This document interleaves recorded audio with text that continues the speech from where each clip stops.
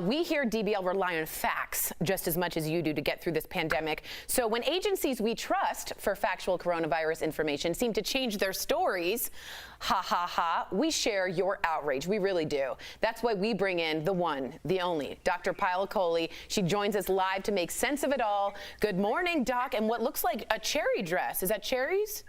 Flowers? Good morning. It's Hawaiian hula. Oh, wow. Mahalo. Good to see you.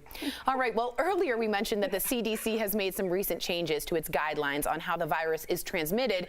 And we're frustrated, Doc. They can't keep their story straight. It posted a change to the guidelines last week and then just yesterday said never mind.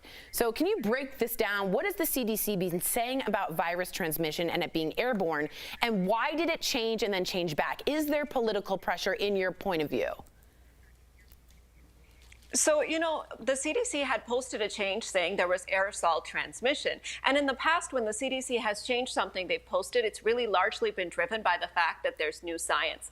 But in this case, that's what has me really confused, because what they posted was actually scientifically correct. Wow. There is aerosol transmission of this virus. So I really can't understand why they changed it back, but I'm going to speculate here that it's because we want to loosen the restrictions on bars, on restaurants, on political rallies, and a lot of the gatherings that we want to happen. Meanwhile, 200,000 Americans have died. Wow.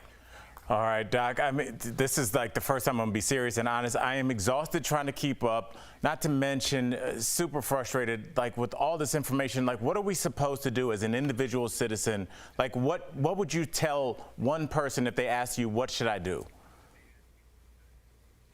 Al, I'm so frustrated too. And I sat here a few months ago and I told you that I had blind faith in everything the CDC said, because before this pandemic, I really did. And because of all this back and forth, they have lost so much credibility amongst the medical community. And now is a time when we need to trust them more than ever, because we're in the middle of a public health crisis. So I echo your frustration, and I wish that things were different.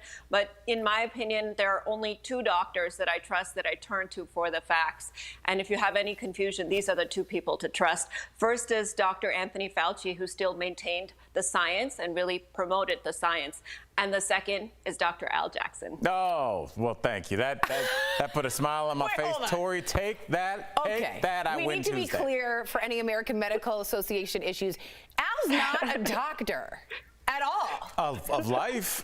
That's not even a thing. It is it if you make it a thing? Did you hear your producer? What? He just goes, we can rap. I know. Yeah. I knew he was going to say that because I'm a doctor. Wow. Thank you so much for the real doctor. We will be right back. We appreciate you. Thanks, Doc. I'm a doctor. No.